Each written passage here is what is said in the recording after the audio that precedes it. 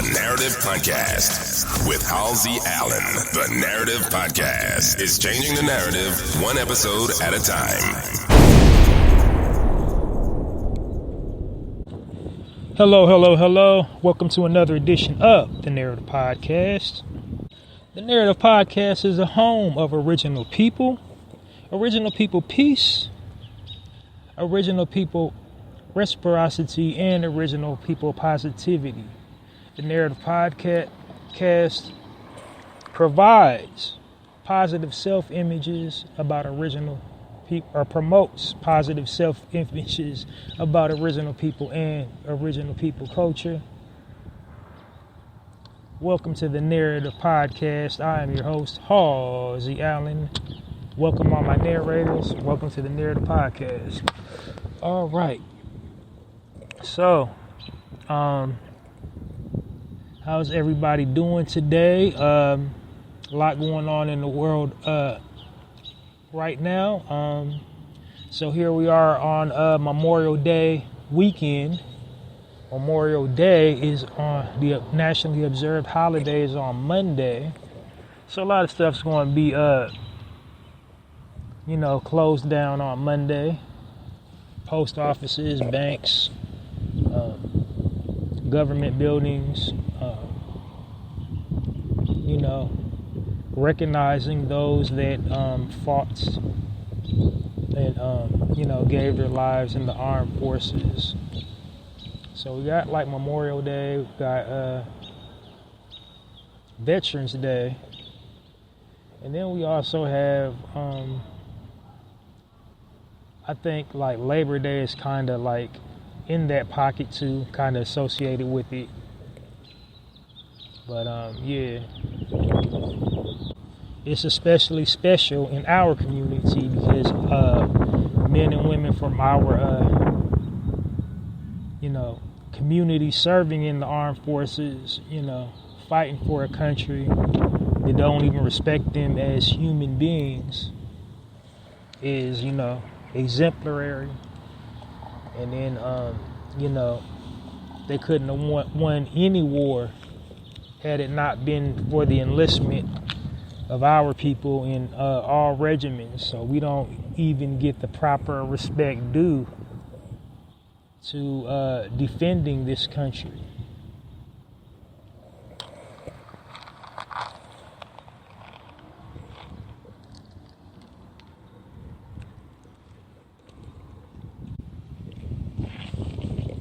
But welcome to the Narrative Podcast. Got a pretty interesting show for you today.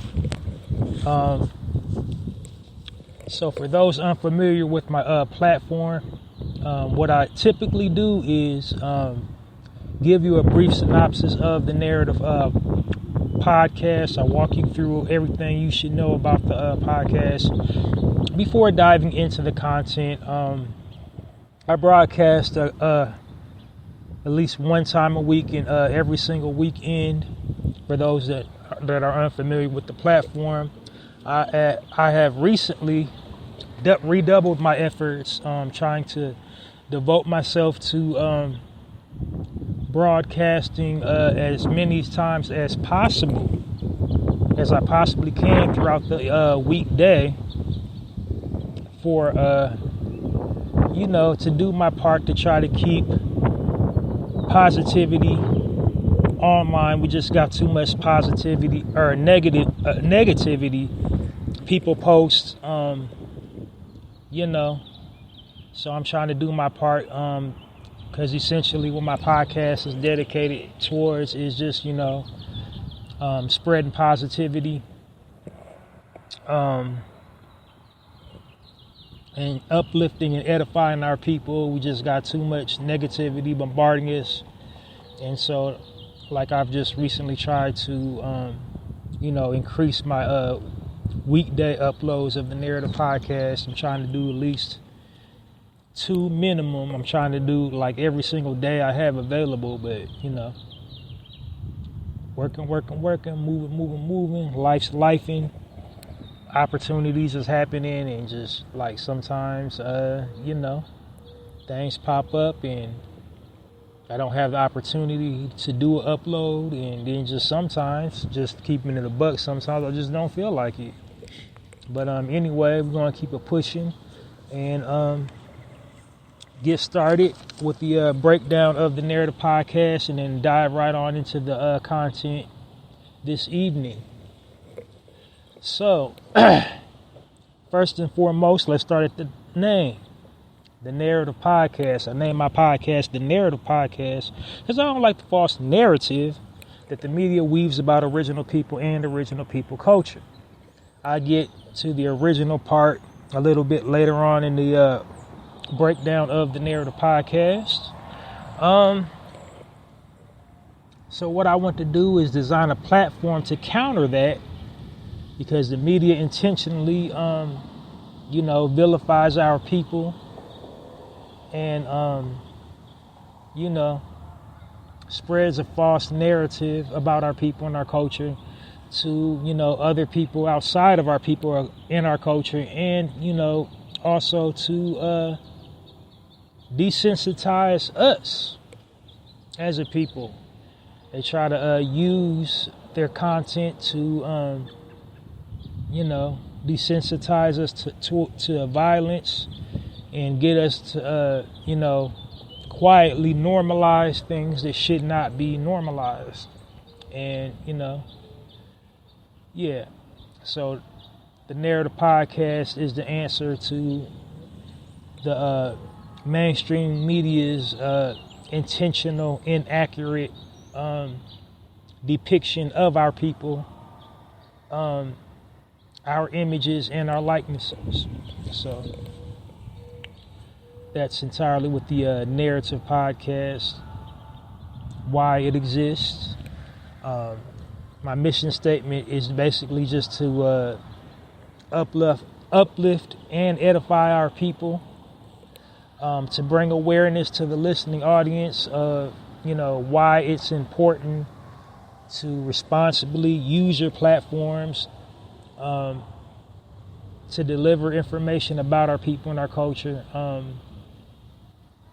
And then also to inspire the listening audience to do as I do and responsibly utilize their platforms to share positive frames of reference about our people and our culture, because the media, they only supply everybody else with negative frames of reference about our people and our culture.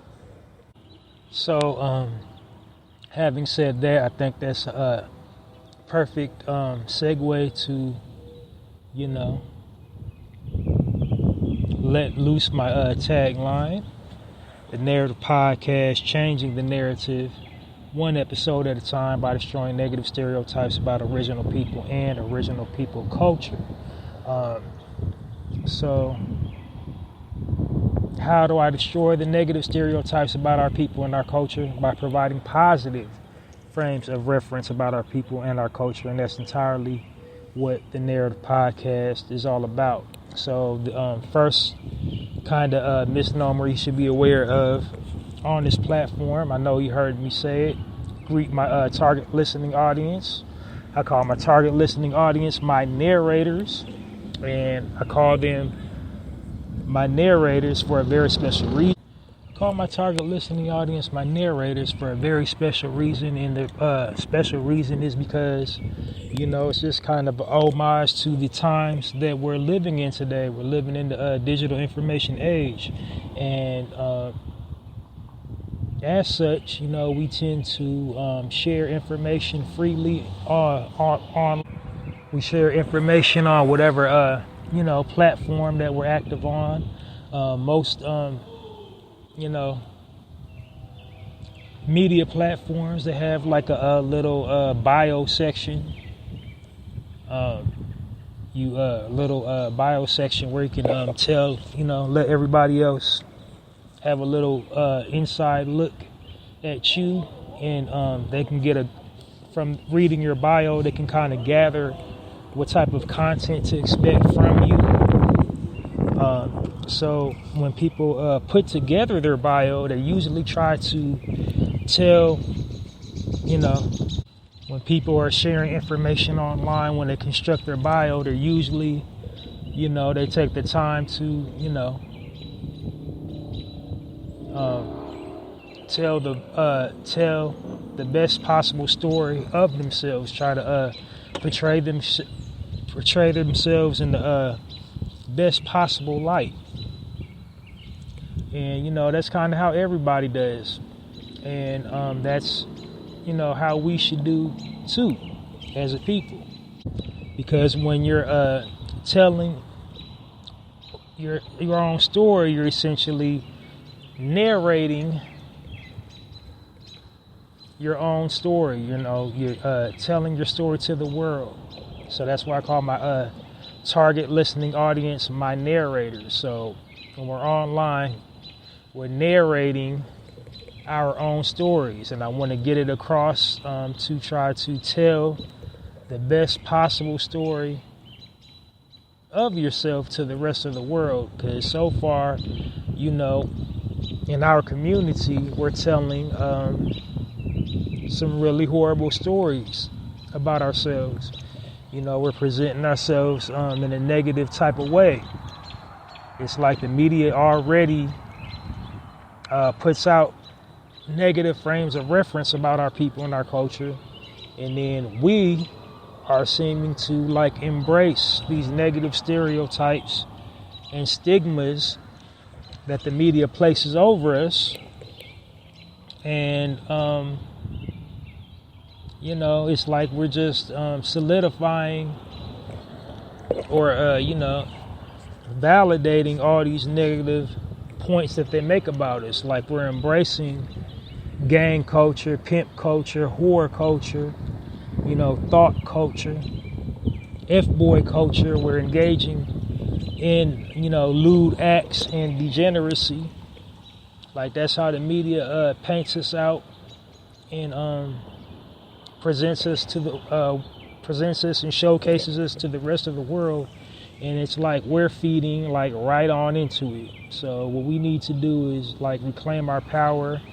And when we're on these, media platforms, we need to be telling or narrating the best possible story of ourselves. Does that make sense? So yeah, that's why I call my target listening audience my narrators. One little sub point I want to tack on about the media before moving on to, some more things you should know about the Narrative Podcast before diving into the content this evening. So yeah, basically what I'm trying to say is the media, they put out these negative frames of reference primarily for profits, to garner monetary gain. Because when has negativity not been a selling point in anything, in any type of e-commerce, like sex sales, violence sales, bad news sales, trauma sales, depression sales, people just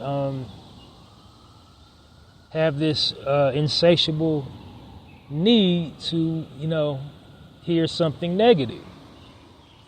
And that's always been profitable business-wise. But the other reason, the underlying reason why, the media goes out of their way to vilify our people is because they're controlled by the powers that be. And who are the powers that be? The powers that be are, the wealthy elite class, aka dominant society, aka wealthy white people. So, their primary goal is to basically just conquer, take over, and control everything. The dominant society, they want to be the face of sophistication, the face of refinement, the face of elegance, the face of decorum, grooming, pedigree, the face of financial wealth. That's what the dominant society's goal is, the face of culture, to be, cultured and sophisticated and elegant. And, to achieve this false sense of superiority, what they'll tend to do is use the media to basically spread propaganda about other groups of people. They want everybody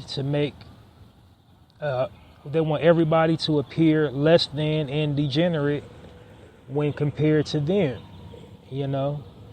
The elite class, what they promote is life in excess, excessive spending, capitalism, bureaucracy.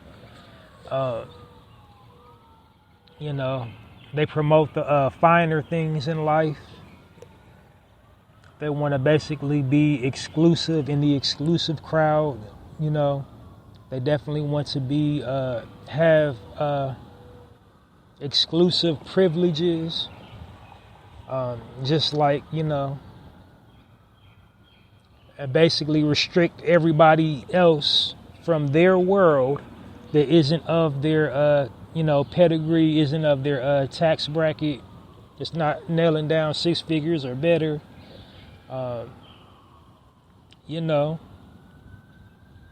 Another thing they do is they surround themselves with status symbols to, make themselves feel important. And that's what they try to promote, that lifestyle. You have to have a status symbol in order to be considered, air quotes, successful.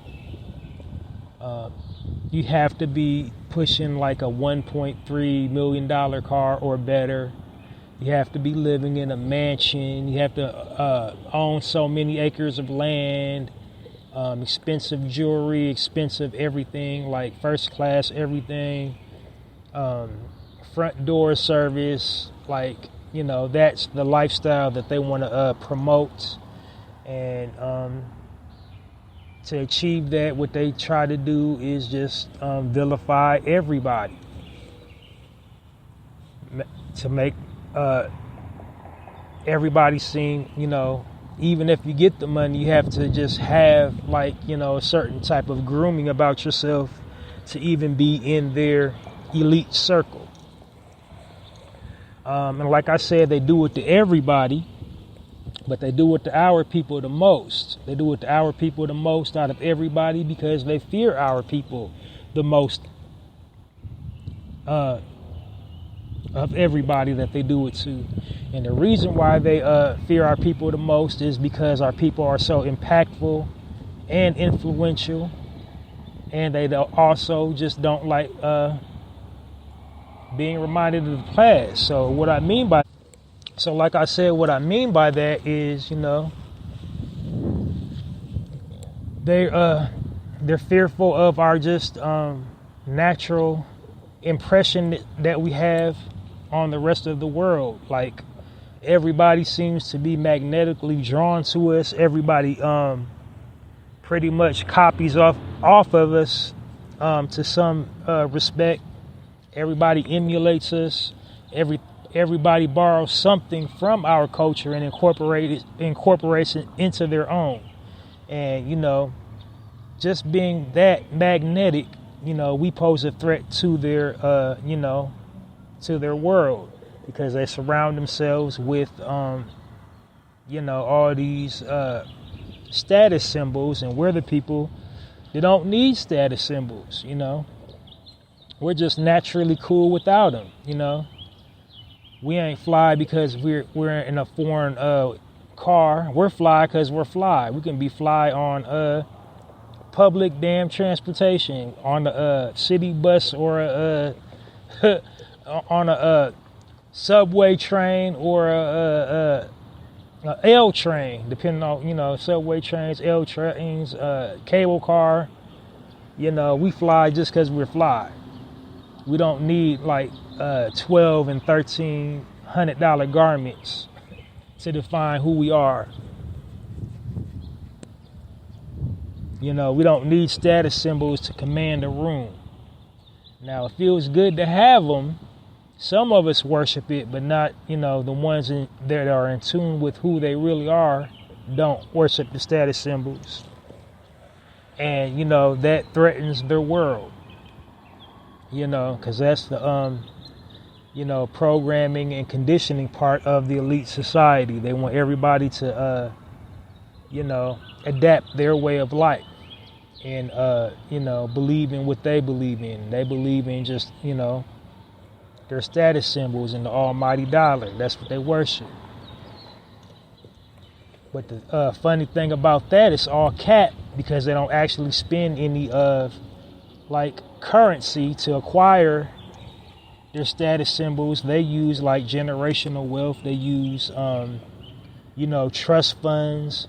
They use living wills, trust funds, credit. They just make all the status symbols generate them more money so they can buy more status symbols and elevate their status in society. That's their primary function of why they exist, to just be like we're the best. So that's kind of one of their fears about us is people will start following our lead and just not subscribe to purchasing all these things just to fit in with their agenda. Another thing is they fear us because we represent the fall of their empire. They're natural historians. They're aware of the past.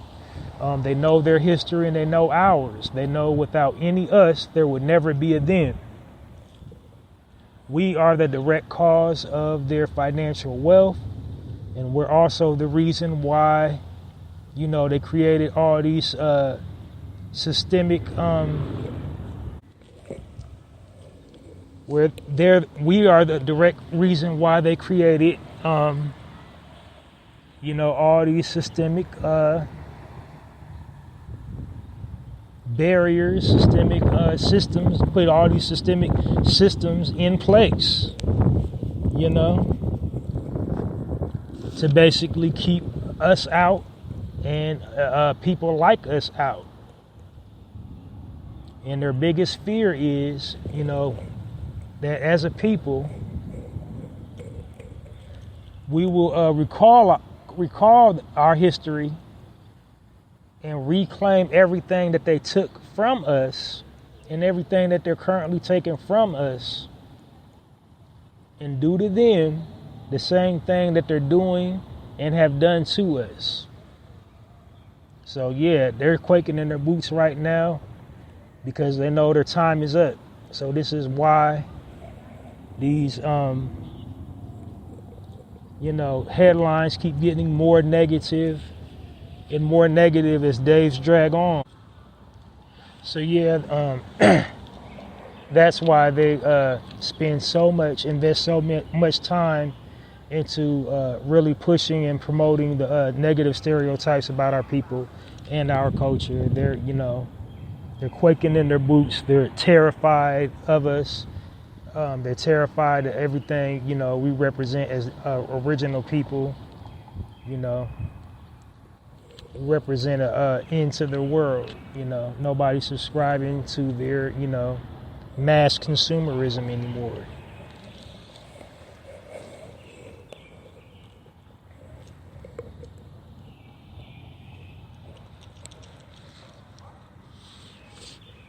But anyway, first thing you should know about the Narrative podcast is this is a positive space. This is a safe space for original people. It's dedicated to just building us up, not tearing us down, providing positive frames of reference.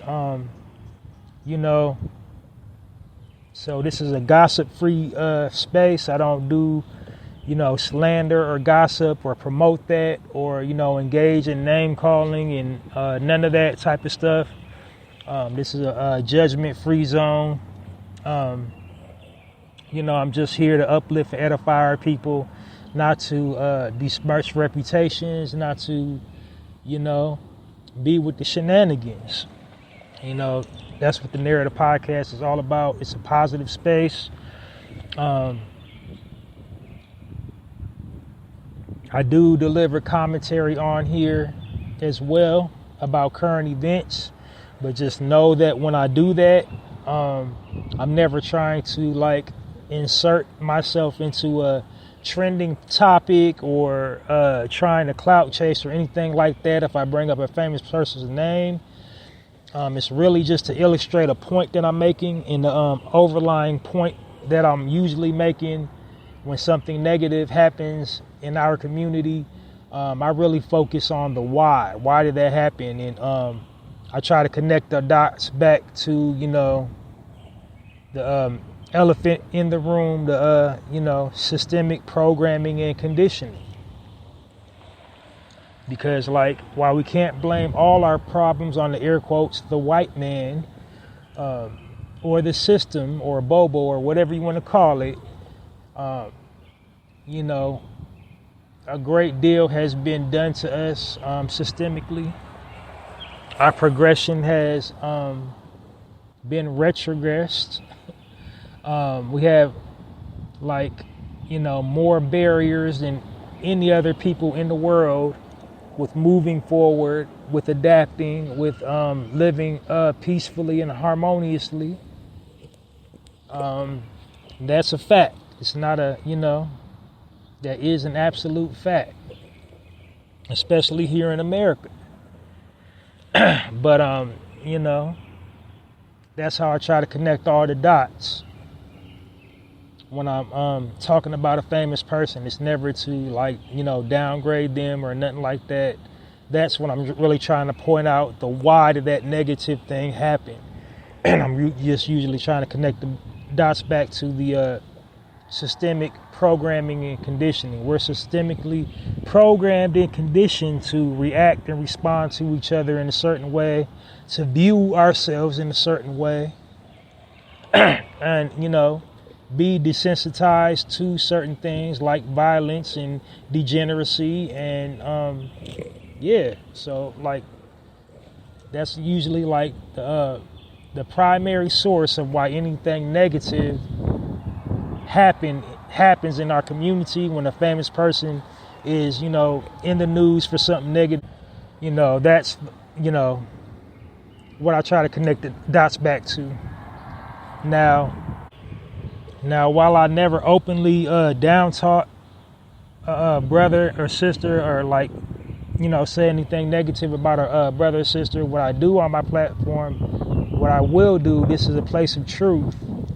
And I do tell the truth. And if I feel a famous person within our community is intentionally using their platform to misappropriate our images and our likenesses to garner a bag, I will call said individual out on that. I will call said individual out on cooning and buffooning.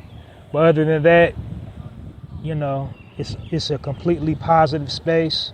I promote positivity and I don't do none of the foolishness. Now, next order of business, Narrator Podcast is a time-sensitive platform. I try not to exceed 1 hour per broadcast, and the purpose of me doing that is because it's an all-audio platform, and I don't want to bore my listening audience to sleep. I want to cover a lot of topics, and I want to make my message clear and concise and cohesive, and I want the listening audience to be able to keep up with me. I want you guys attentive and responsive and interactive with the content, And, I can't do that if I'm just droning on and on and on and talking in circles. So that's why I try not to exceed 1 hour per broadcast because, like, again, the media has, like, with just, bombarded us with all this garbage. Our attention spans as a society is just, like, really, like, short now. So I got to keep you captivated for as long as I can. And, keeping my broadcast short and to the point, that's a great way of doing it. So, that's why I try not to exceed 1 hour.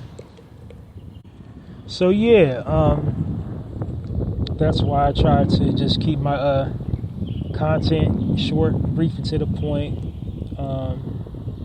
Just keep it pushing, keep it moving.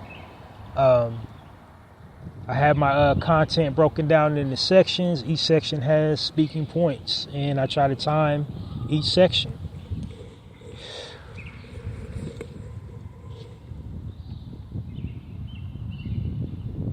And then last but not least, I know you heard me say it when I first started the broadcast. I know you heard me say it over and over and over again. So I know you heard me say it a couple of times. I refer to our people here on this platform, the Narrator podcast, as original people. And I do that for a couple of reasons. Reason number one, because we were and are the original people of this world. Meaning we was originally here thousands of years before anybody else. We was here, whatever race, creed, religion, civilization you want to name, our existence here predates that. We predate all religious track. Before anything was, we was. We were the first things here, and also we were the first ever inventors. We invented pretty much everything in the modern world. Any modern day convenience we have right now, it can be traced back to thousands of years back to our existence, like you name it. Pretty much history has robbed us at every turn. Here in America, the Industrial Revolution, everything they taught us in school was a lie. The Renaissance era in Europe, that was us inventing everything, and people that didn't look like us stealing it and saying they invented it. But anyway, that's why on the historical side of why I refer to our people as original people, we was here first, and everything pretty much originated from us, and we also invented everything, and we nurtured, we mothered and fathered civilization. So you're welcome. Everything came from us. And then a sub point that I want to tack on to that, a false narrative. I say every for my narrators, they know I say every episode how overrated history has made slavery. They try to make slavery the most poignant part of our history. They try to make slavery so important that it overshadows everything else great we did. Like, we had a whole existence before the slave trade. And many facts in history books about slavery is, inaccurate, particularly as it pertains to us here in America. So being the original people, we existed on every single continent of the globe. There was already large concentrations of our people, original people possessing African DNA existing on every single continent you can think of. And just scientifically and rationally, if you think about it, we didn't get to all these places on slave boats. So slavery was not the most important part of our history. especially here in the Americas. It just don't even make sense. For thousands of years, they kept on going back to the continent of Africa, getting slaves, when the paper dollar wasn't even invented yet. They was paying, during the slave trade, they was paying people in like gold bars, gold bullion, doubloons, precious stones, and precious gems to get a specific set amount of slaves. And then they would come back with less than half of the amount that they was sent over there to get. So business-wise, that don't even make sense for them to keep on just going over there by force, taking slaves. Like, that don't even make sense.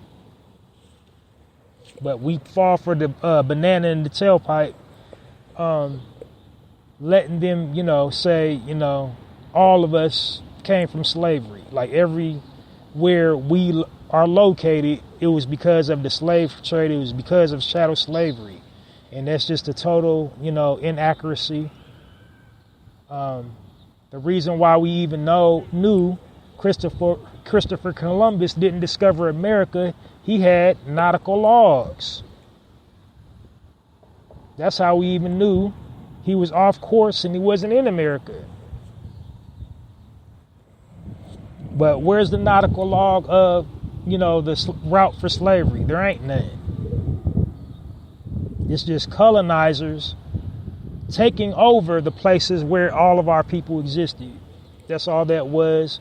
While slavery did happen, there were some of us that arrived to the different ports of chattel slavery during that time. It didn't go on for thousands of years. Our involvement in the slave trade is highly exaggerated, mostly false, because, that's the big, their big gun. When we debate slavery, they always want to say, well, black people own slaves too, and that's just wrong. We weren't slave owners. We had prisoners of war. When the various tribes would fight amongst each other, of course, they took prisoners of war, and then they had indentured servants. So there was indentured servitude. It wasn't just full-on slavery. Now, there were some slime ball tribes that did,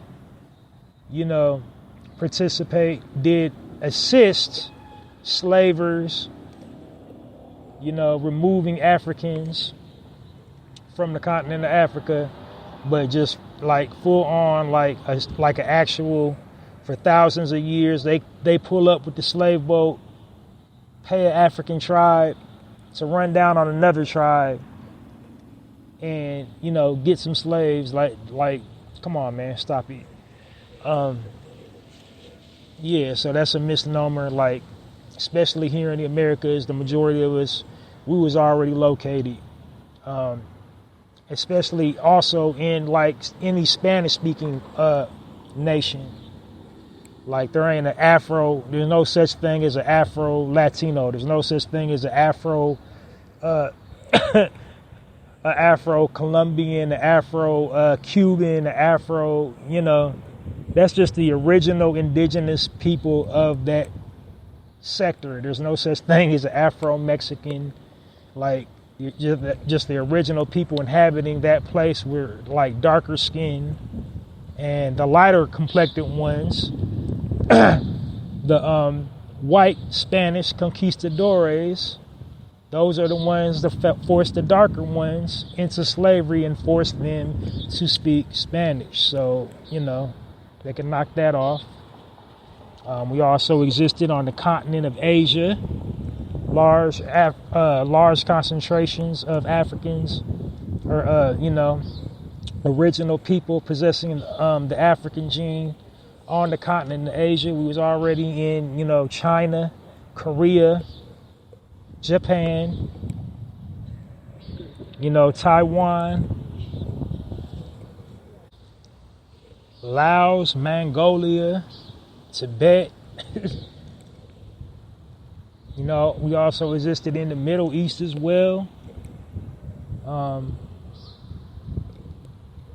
All through Europe, France, Norway, Sweden, Ireland, all in the Mediterranean. Down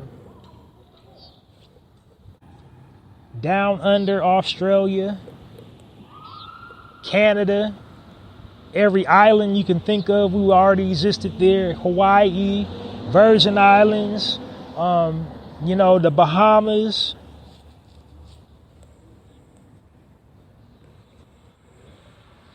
Everywhere.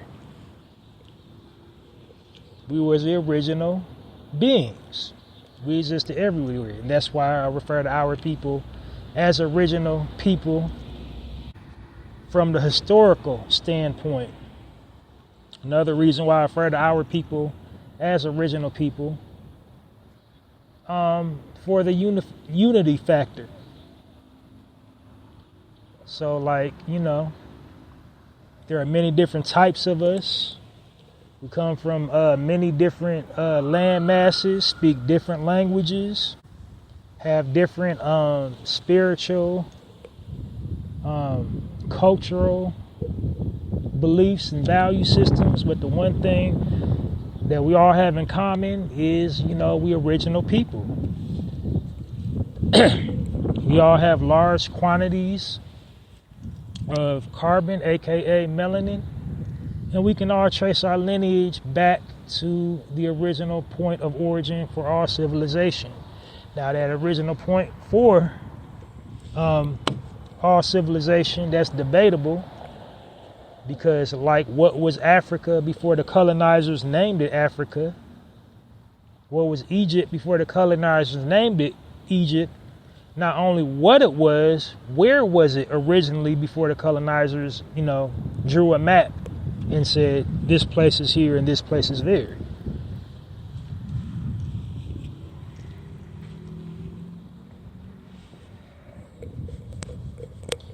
But like I said, for the unity factor, to unify us as the people, because everybody outside of our culture, all they call us is black. Everybody identifies us as black, Negro, whatever you want to call us, however it go. We're the only ones that claim our nationalities. We're the only one that refer to ourselves as, wherever we're from. This person says they Nigerian. This person says they from Ghana. This person says they Haitian. This one says they Jamaican. This one says they Trini. This one says they Antiguan. So on and so forth.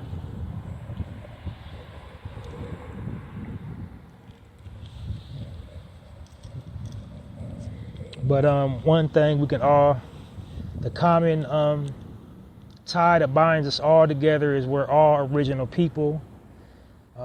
We all have, high concentrations of carbon, aka melanin. And we can all trace our lineage back to the original point of origin for all civilizations. So I think, every single thing, every detail you need to be informed about the Narrative podcast. If you're still kind of hazy on, what it is I'm exactly doing on this platform, I'm well over 300 episodes in, so just download this episode and all previously recorded episodes of the Narrative Podcast, wherever you get your podcast information from. So without any further ado, I'm diving in on this weekend edition of the Narrative Podcast with my very first section. My very first section is called the Highlight section. In this section, what I'm doing is I'm highlighting businesses owned and operated by our people, original people. And the purpose of me doing that is just really because, staying true to my mission statement, which is to provide positive frames of reference about our people and our culture. And, business ownership is an area that we are deficient in, where representation is deficient. The majority of frames of reference about business ownership is tainted by scripted reality television shows. All the brothers and sisters on scripted reality television shows. You know, they're usually depicted by the producers of those shows in a negative light. The producers of those scripted reality television shows, you know, that's their goal, to catch them in ultra rare form and put it, you know, on television. They want to capture them, you know, behaving ignorantly, you know, fighting on camera, fornicating on camera, doing drugs, legal and illegal, overindulging in alcohol,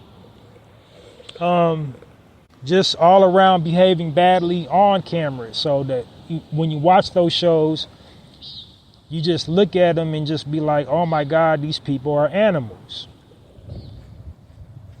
Meanwhile, usually the brothers and sisters featured on them shows are very successful, you know, are very financially wealthy, have very a whole lot of businesses underneath their umbrella. You know, they own many brands. They employ a whole lot of people to keep their you know, image and likeness you know, lucrative as an entertainer or what have you. And you know, it's not captured and it's not translated on film, and that's, you know, its exact intended and purpose is excuse me, that's its exact intended purpose to do. They want to, you know, the producers of these shows, they want to give, you know, the viewing audience the worst possible representation of our people and our culture, so they can warp the minds of the masses and present us in a negative light to people outside of our culture. So yeah, that's why I do the highlight section on the Narrative podcast, because that's me reclaiming the narrative about original people being business owners. And what I'm doing here in this section on the Narrative podcast section, I'm basically just walking you through an entrepreneur's journey, you know, giving the listening audience a real live example, like, you know, it is possible to be a business owner if you want to own your own business, because the media just keeps on bombarding us with all this negativity and making us feel like we have to be complicit with either, you know, working a 9-to-5 job for the rest of our lives, or engaging in criminal activity to sustain ourselves financially and experience the, air quotes, finer things in life. So that's just not true. You can't be a business owner if you so choose to. And, you know, that's what I'm attempting to do here in this section called the highlight section on the Narrative podcast. I'm walking you through a business owner's journey, you know, how they came up with the name for the product, you know, a background about themselves, a little bit about, you know, their bio, where they grew up, how they grew up, and, you know, how they got inspired to create whatever business that I'm going to be presenting, and, you know, just stuff about their mission statement and where to purchase the product, how to get a hold of them, and, you know, just important stuff that you would need to know about a business owner.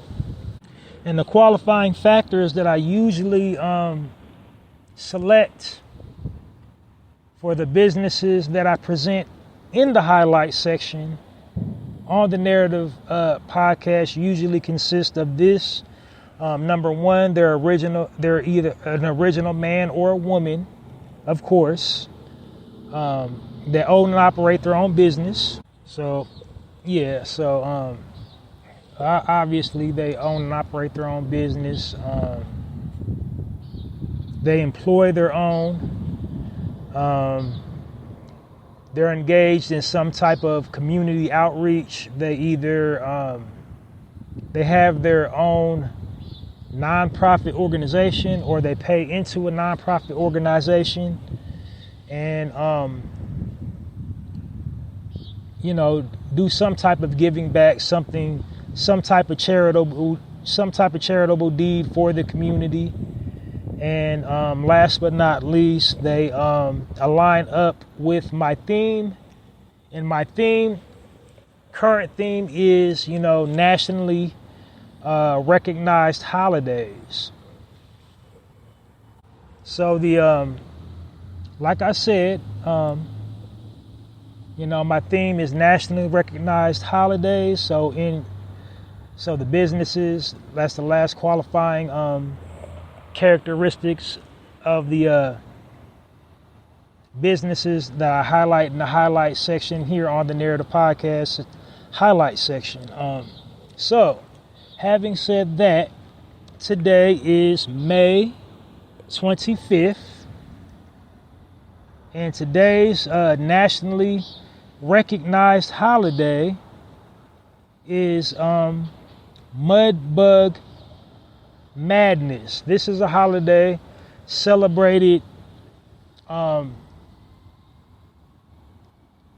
Louisiana,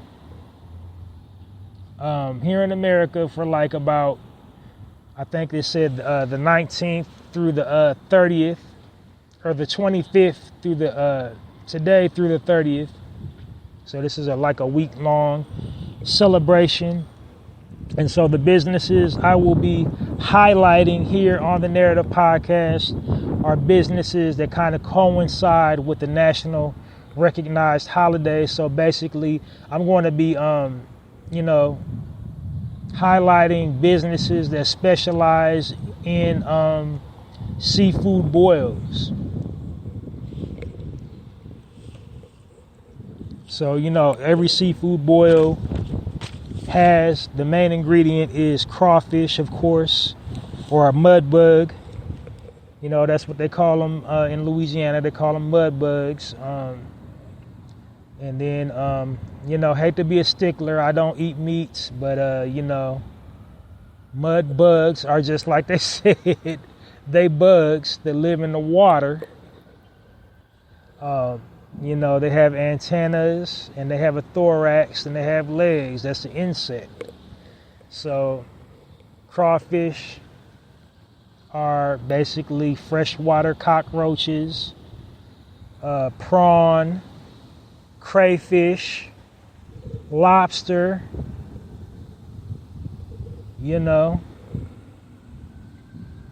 all fall into that category.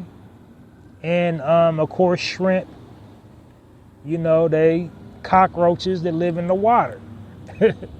But I'm not going to make it about me.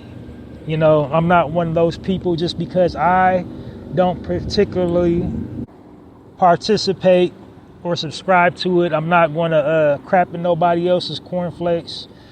So like I said, today's highlight section here on the Narrative Podcast, I'll be highlighting businesses that coincide with a nationally recognized holiday, which is Mudbug Madness. So today's first featured business here on the highlight section of the Narrative Podcast is a business called The Broiler. The Broiler was established in 2020 by a brother named Chad Delani. Chad is a New York native.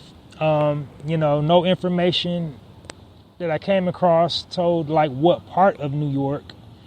And you can reach his establishment online at www.thebroileratlanta.com. So he's a New Yorker,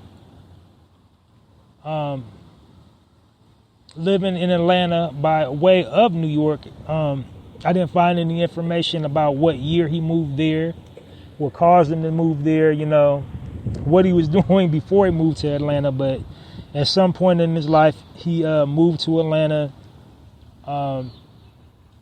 And if anybody's ever been to Georgia, Atlanta is a hustling, a bustling, place for culture, for our culture. Like, they have tons of arts, Tons of e-commerce businesses, like a lot of black-owned businesses in Atlanta, Georgia.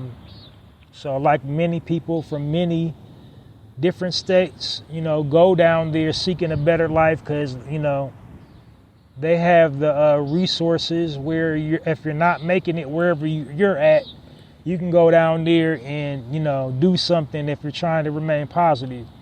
I mean, like, of course, everywhere you go in the world, there's trouble. There's, the underbelly, there's crime and all that. But if you go down there on business, you're going to stand on business. But anyway, that's besides the point. Brother Chad moved down there at some point of his life from Atlanta to New York, probably to do just that.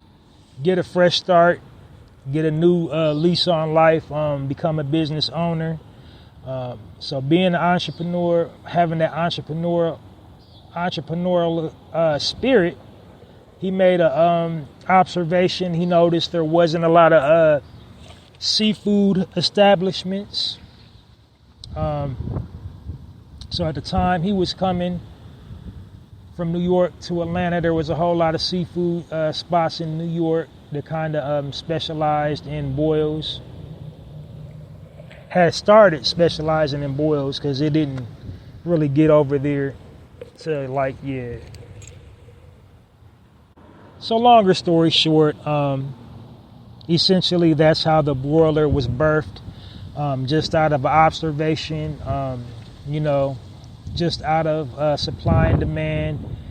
He noticed there wasn't too many seafood places at that time in Buckhead, which is that's where he's in the Buckhead region of Atlanta, and anybody knows about that. That's like the wealthy part of Georgia. That's like where the all wealthy elite people kind of thrive, people that got money, all the ballers. So the people that got good 9-to-5 jobs, and all the trap boys that's not getting their money on the up and up, they go to, Buckhead to ball out.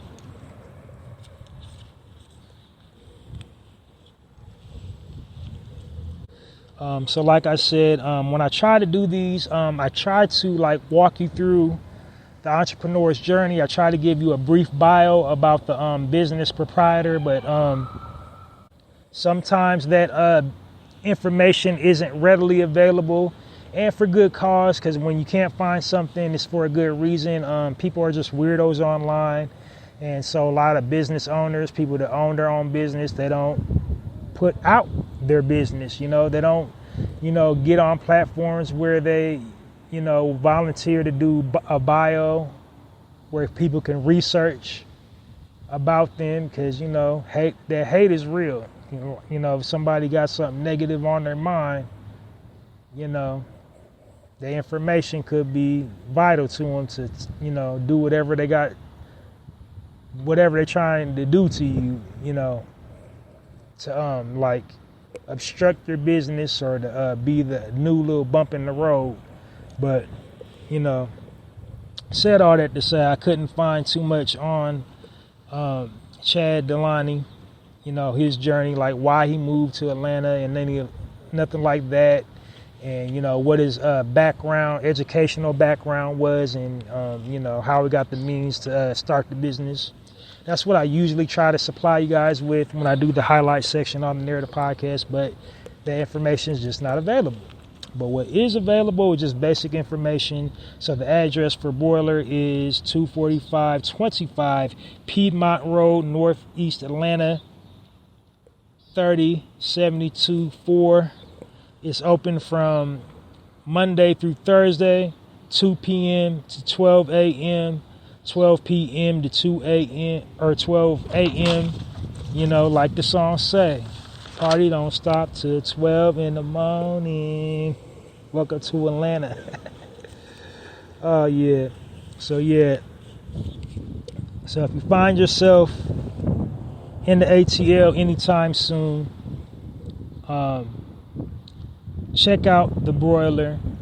Go to www.thebroileratlanta.com.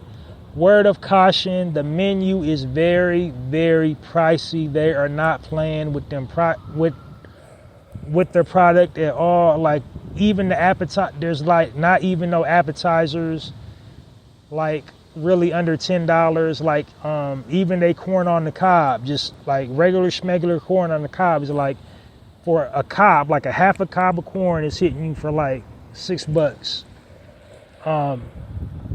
So they do boils. I think you can copy a $10 bag of crawfish, just crawfish for $10. I think the most popular thing on their menu is their seafood egg rolls, and then their combo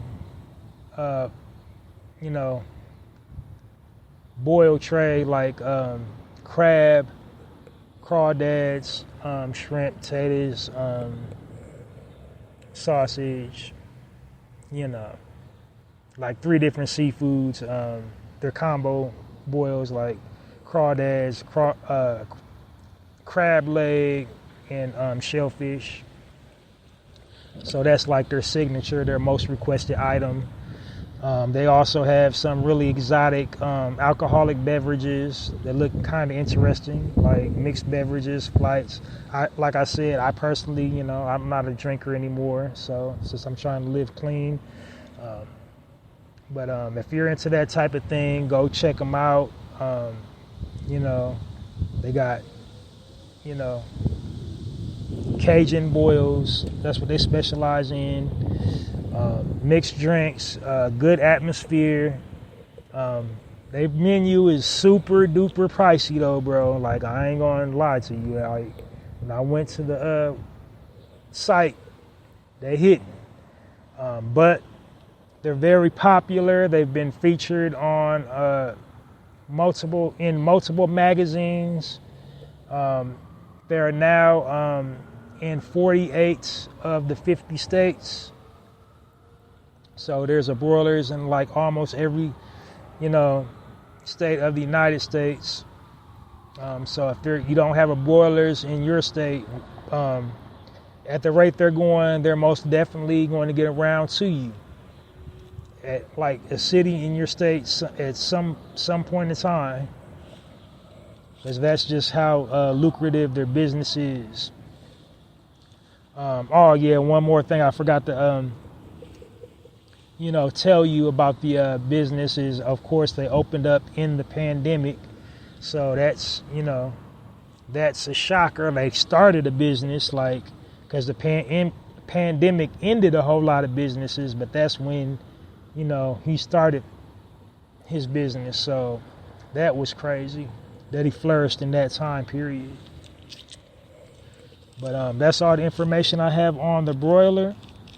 Join me into giving our brother, Mr. Chad Delani, a Warm Narrative Podcast round of applause for the broiler. It sounds like I'm saying boiler, but it's broil, like as in char, broiled.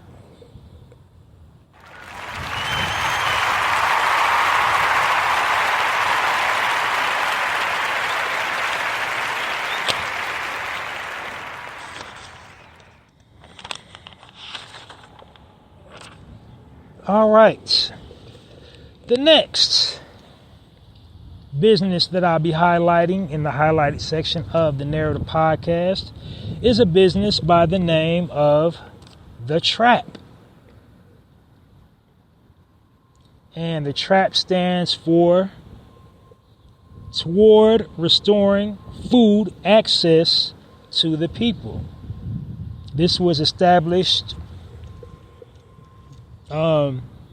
in 2017 by a sister by the name of Oya Woodson. Her social media handle is Chef Oya Woodson. The website is thetrapseafood.com. She got her inspiration from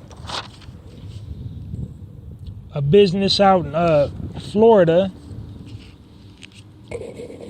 that specialized in garlic trays.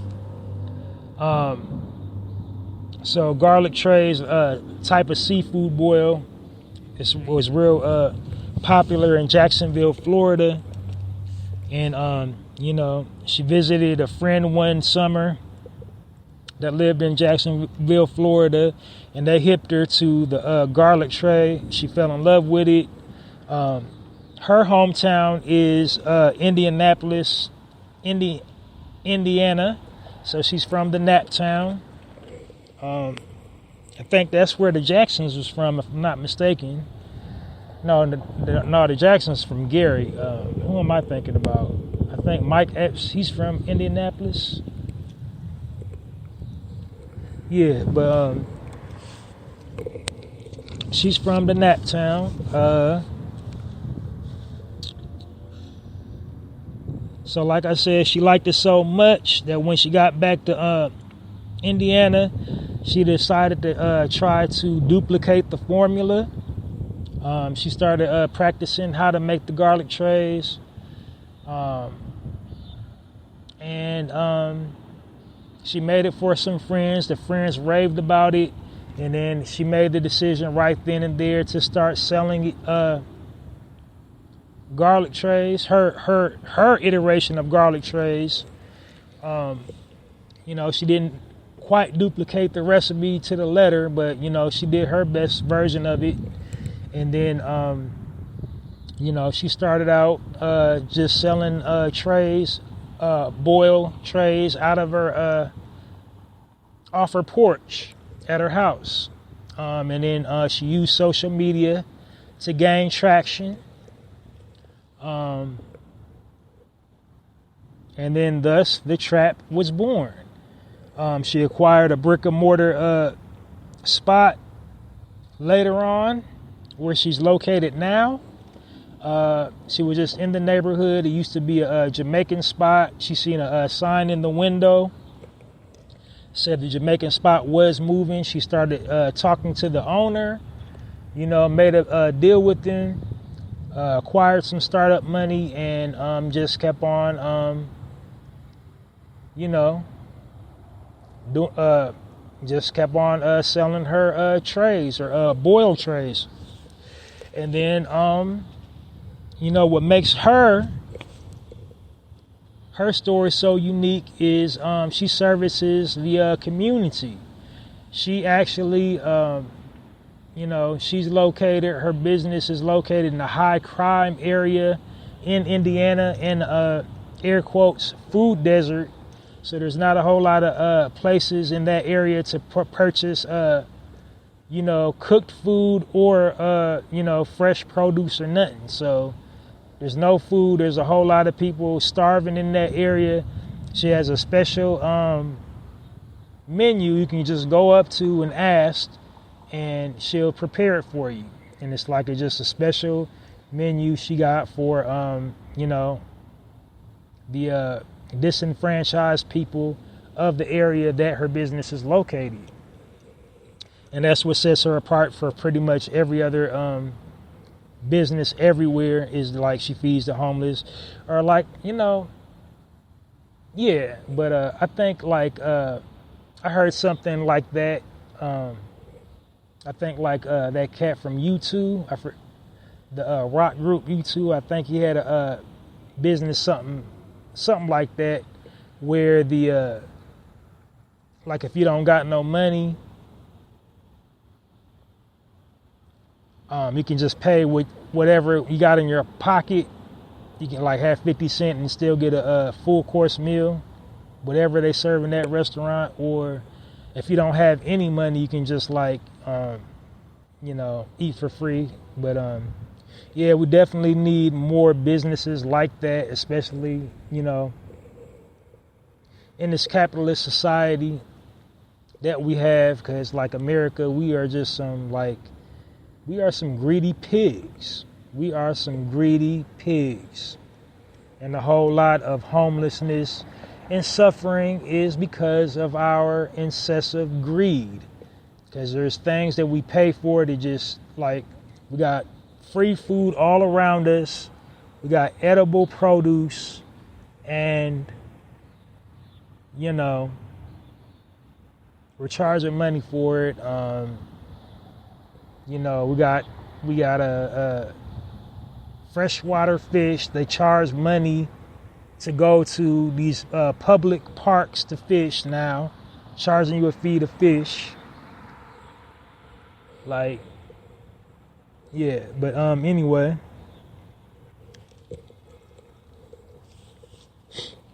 She's located in Gary, Indiana.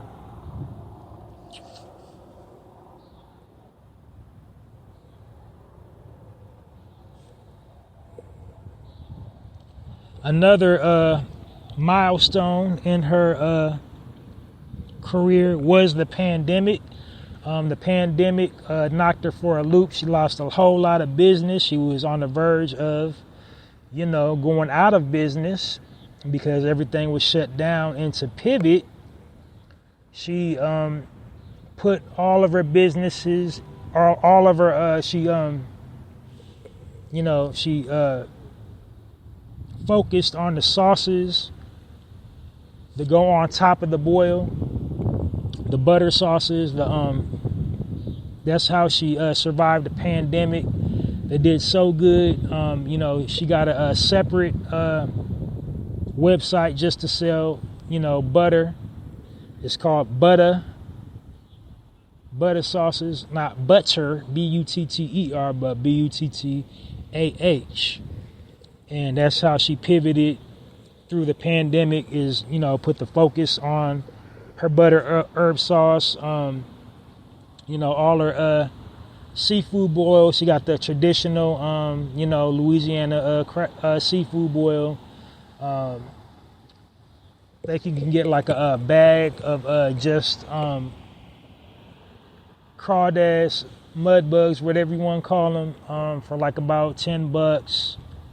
And then you can get all the traditional fixings. Another thing about her business is it's just like a trap, like a trap house. It's set up like a trap house. There is no in-store dining. It's just like a building, and you stand in line. There ain't no drive-through. You got to physically stand in line for the product and put your money through the glass, and she gives you, the product at the next window.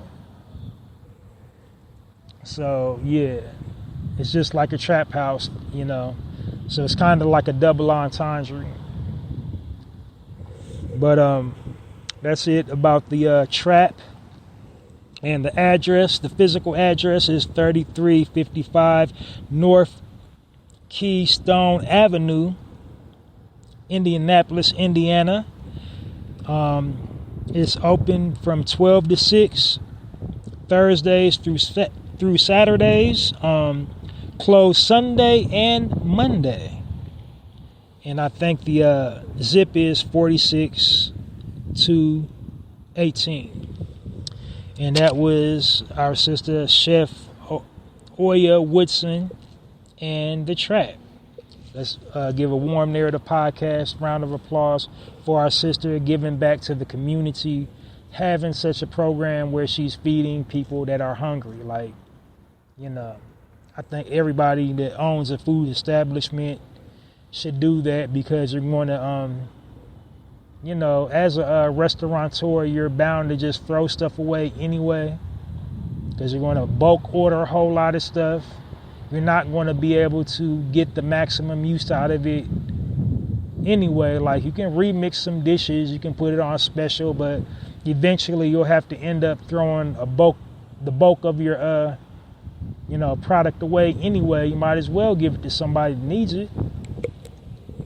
But anyway, let's put them together for our sister Oya Woodson.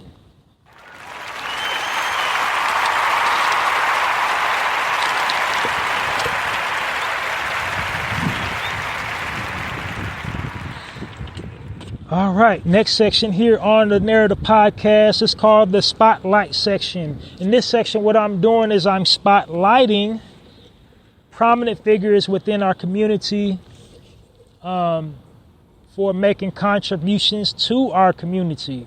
In the past, when I started this section, I focused on celebrities, actors, actresses, comedians, athletes, recording artists,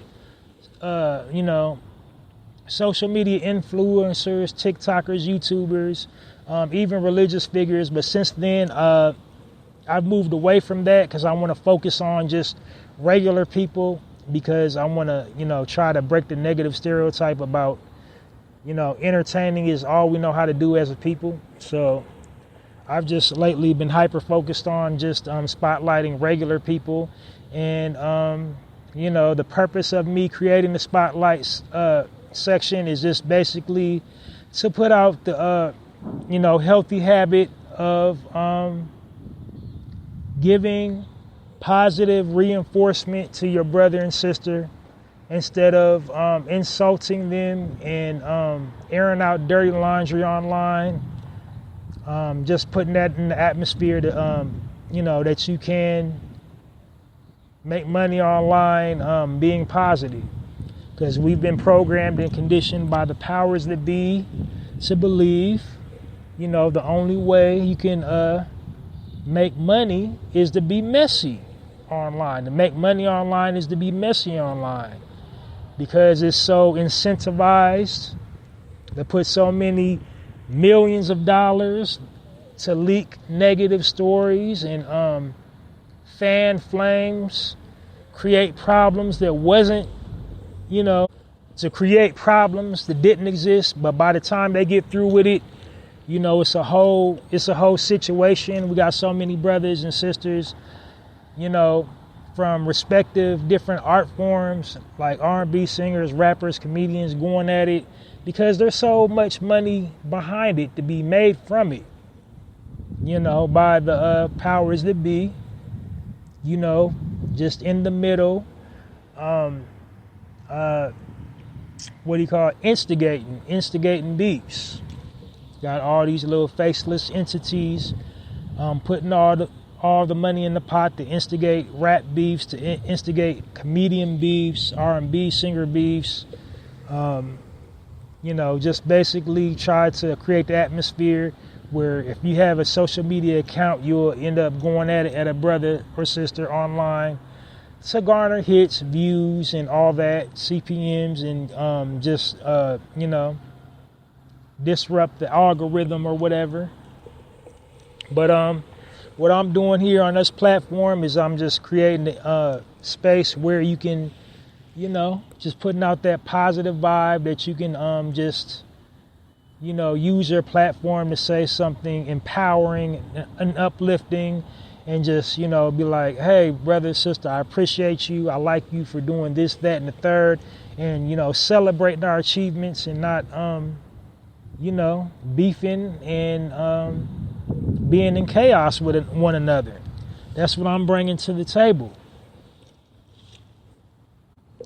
So, yeah, that's what I'm bringing to the table. And not for nothing, I believe I created, the spotlight, the way for spotlighting. Because before I added a spotlight to my podcast, the Narrative podcast, nobody was spotlighting anybody. Now, everybody that got a podcast or like interview people, they have a segment where they say, today we're spotlighting so-and-so. Today the spotlight's on so-and-so. And, I created the way for that. And like the old saying goes, imitation is the best form of flattery. So consider me flattered that so many people are following my lead and using their platforms to spotlight another individual, to give another individual credit where credit is due for impacting the culture in a positive way. Instead of, using our platform to, bash each other and drag each other through the mud. You know what I mean? So, yeah, I'm flattered that so many people are following my example that I set. And, the internet kind of makes the world small, because this lets me know just how many people actually listen to my platform, because it's like really evident that all the famous people that listen to my platform, they're just giving me quiet nods on their show that they listen and they agree with what I'm saying, and pretty much they want to see me keep it up, but they don't just come right out and say I mess with Halsey Allen and the Narrator podcast. They just do like little things, like incorporate all my nuances into whatever it is they're talking about, and say things that I say, and not only say things that I say, but say things the way I say it, like all the nuances I have on my podcast. So like I know who's watching me, and I'm fans of them too, but I know they fans of me. So what's understood ain't gotta be explained. So I know I'm making an impact, and that makes me feel good. So I'm glad that I was able to, clear the air of all that negativism and, get some positivity in the air. So yeah, I just gotta, kind of pat my own self on the back. You are now listening to the Narrative Podcast with Halsey Allen. The Narrative Podcast is changing the narrative one episode at a time.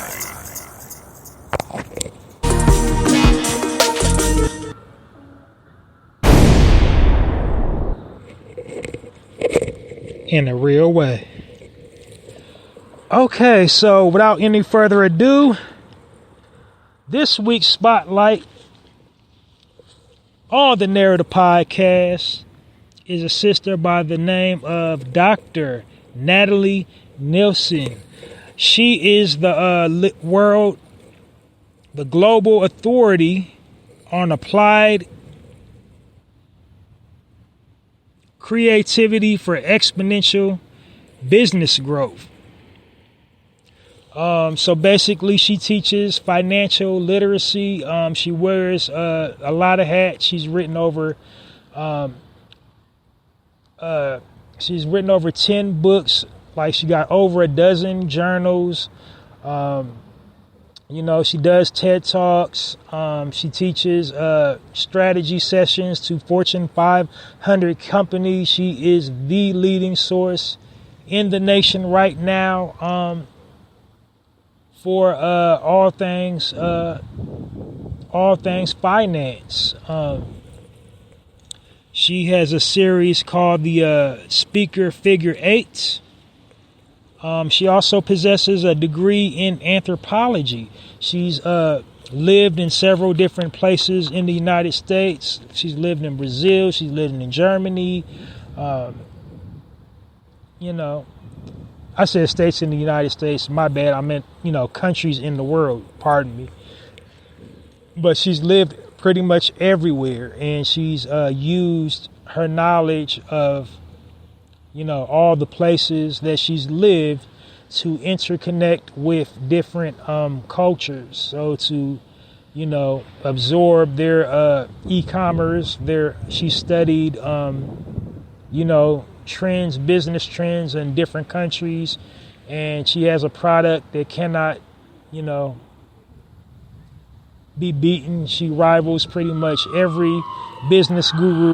So yeah, she is a force to be reckoned with in the, world of finance. She not only teaches how to build wealth, she teaches you how to sustain wealth. So,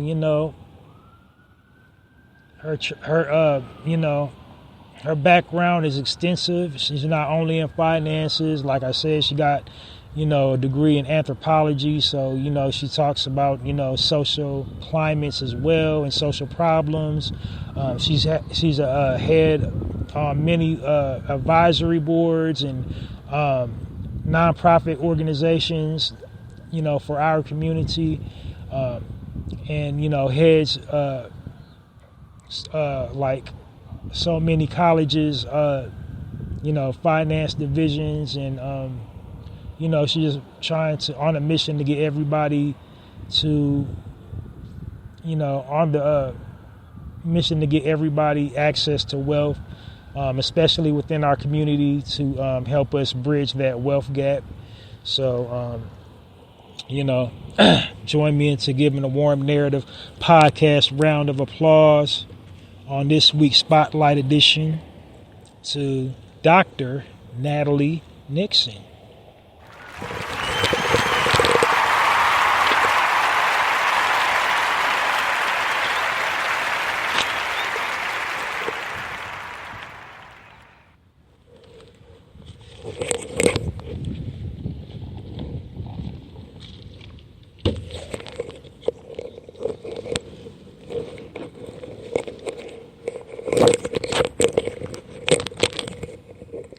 All right, so moving right along, next section here on the Narrative Podcast is called the Health and Wellness section.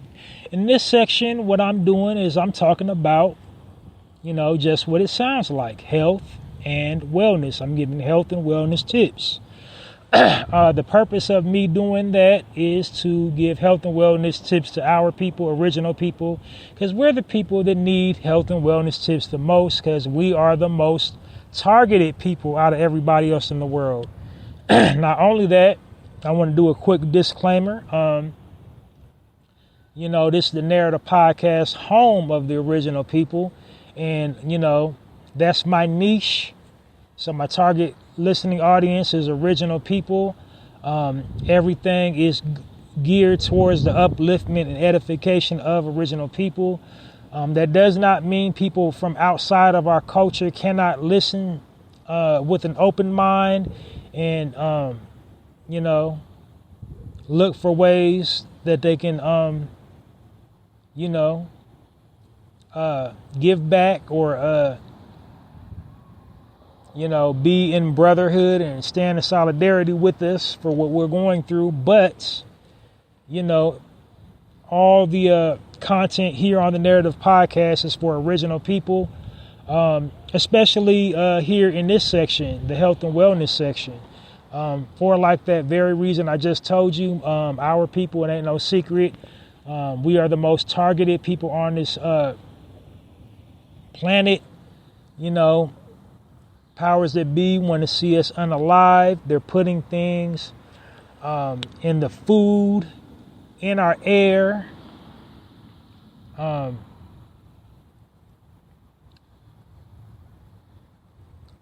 psychologically traumatizing us with the media, even spiritually attacking us. They're just attacking us on every level you can think of, to eradicate us from this physical plane. So what I'm doing here in this section on the Narrative Podcast, I'm just giving tips to, armor up and to protect ourselves from all the areas in which we're being attacked. And one more little misnomer about this section here on the Narrative Podcast. I'm very respectful to people's, religious and spiritual beliefs and value systems. But, the one thing I just don't buy, spiritually or religiously, is that we are just all one. No, we're not all one. We are all different culturally. We just have different aesthetics, different cultural and ethnic dynamics. Things that can sustain life in one culture is things that could end life in another culture. Like, I can't subscribe to your dietetic, way of life and expect to live a long, prosperous life. So like what in your culture strengthens and nourishes you dietetically would destroy my unique composition. What strengthens and nourishes you spiritually would destroy me spiritually. If I subscribe to your spiritual practices, if I subscribe to your religious practices. Like, we're all different. Variety is the spice of life. So don't come at me talking about, oh, we're all one blood and we're all children of God and we're all, part of the universe and all that. Like, yeah, we are to some extent, but we all have differences. The creator made us all different for that very reason, for variety.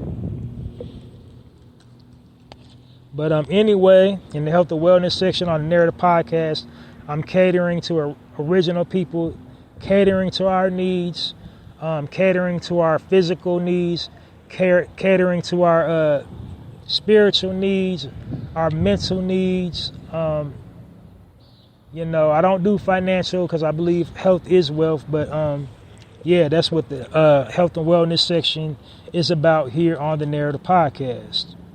So some examples of what you will hear here on the Narrator podcast in the health and wellness tips section. So I give tips on, on the physical side of it, how to maintain to sustain your life. Some physical tips like, diet and exercise. I might give you the health benefits of a vegetable, fruit, plant, herb extract or an elixir. So for example, like physical health tips, like the health benefits of a vegetable, fruit, herb extract, elixir, roots that you can ingest or apply topically to improve and sustain your physical health, or physical exercise to keep yourself operating at peak physical efficiency. Mental health tips, to keep your mental health aligned, mindful breathing, mindfulness, being aware and controlling your emotions. How to build healthy relationships, how to recognize signs of a mental health illness, how to treat a mental health illness after you have one, some things you can do to, treat that. Those are the types of things that I talk about, on the mental health side of it, on the mental side of it, how to just stay in good mental health, also like meditation. Spiritual health, things you can do to guard your spirit, things that you can use, techniques that you can use to protect yourself from spiritual attack. Recognize when you're being spiritually attacked. Things that you can do to strengthen your spirits. Recognize, spirits around you, different spiritual energies and entities. How to recognize that. So I give you tips like, praying and other spiritual, things you can do to navigate in that realm. And then every once in a blue moon, I'll throw in something, like law of attraction, esoteric, metaphysical type of little tidbits and nuggets to just, chew on. But that's what you will be hearing in the health and wellness section here on the Narrator podcast this week. So this week is a physical tip. It's about beneficial plants that can help increase your overall health. And this And this week I'll be telling you about the health benefits of the red clover. So red clover, or Trifolium pratense. So like, yeah, I probably butchered that. Like, hey, I'm not a scientist. It's a wild flower. It blooms primarily in Europe, Western Asia, Northeast, and the North and Eastern regions of Africa. It's a perennial, which means it blooms lives for more than 2 years. It's in the legume family, so like right in there with lentils and pecans and stuff like that.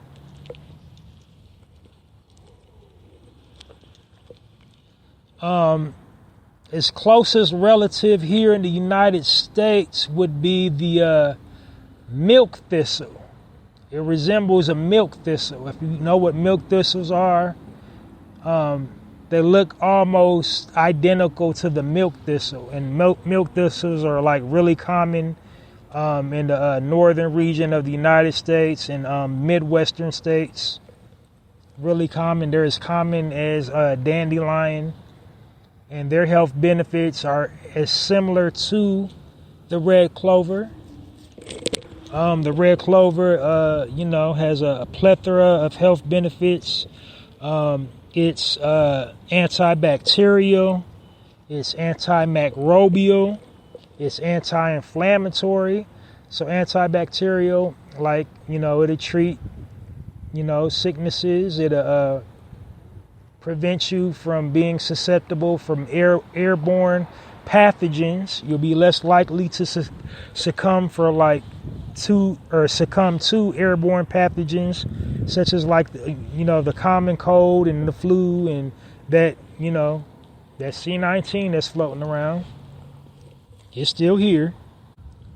It's typically brewed in teas, and then also they use it to feed livestock, which is one of the reasons why when third world countries like that, the livestock won't destroy you. Like when we be looking at like National Geographics and we be like, at their meat, how they eat their meat, and it's like they just dropped it on the floor and ate that. That's why they can do that, because that's the type of produce that they feed their livestock. They don't just feed it corn and all these pesticides and shoot them up with sodium and all these other steroids and GMO. They just feed them off natural herbs and untainted plant life.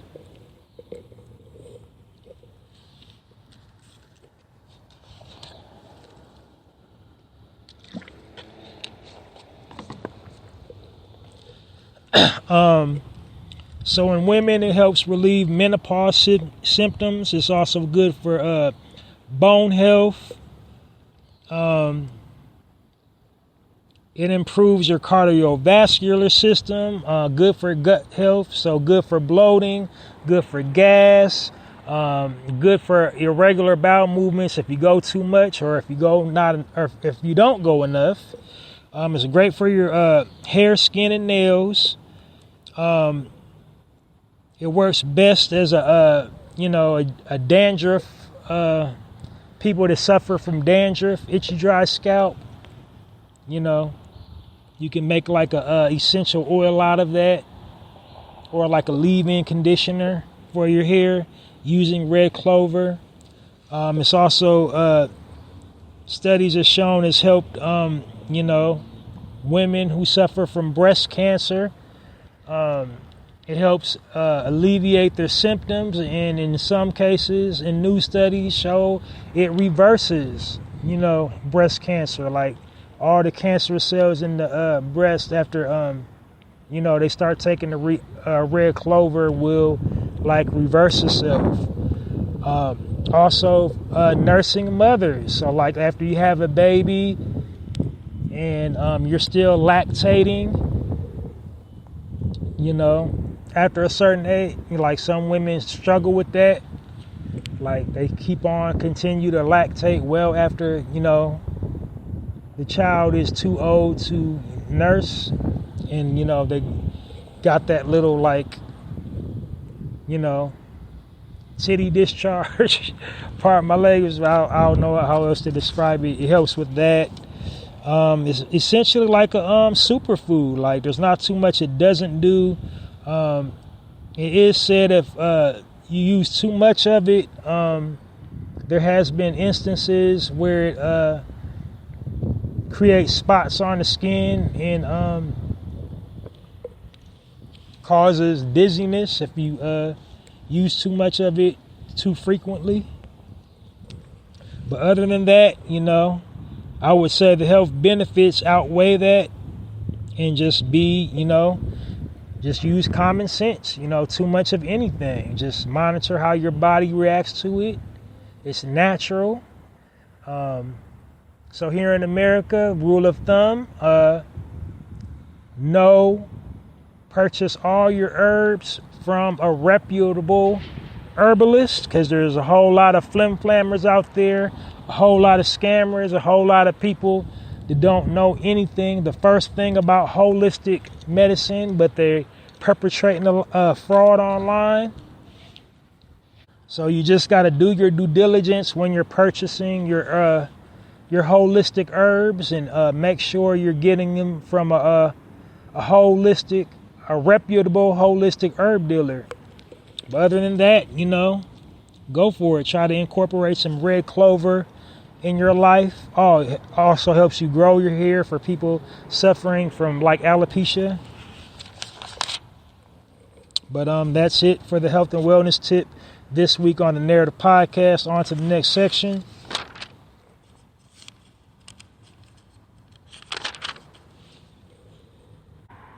Okay, so the next section is my speaking point. Like I said, I address trending topics globally, current news, breaking news, global topics, national topics, or just something coming straight out of our community.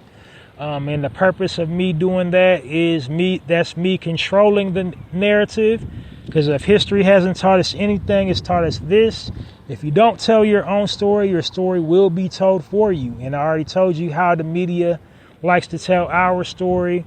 They warp their perception.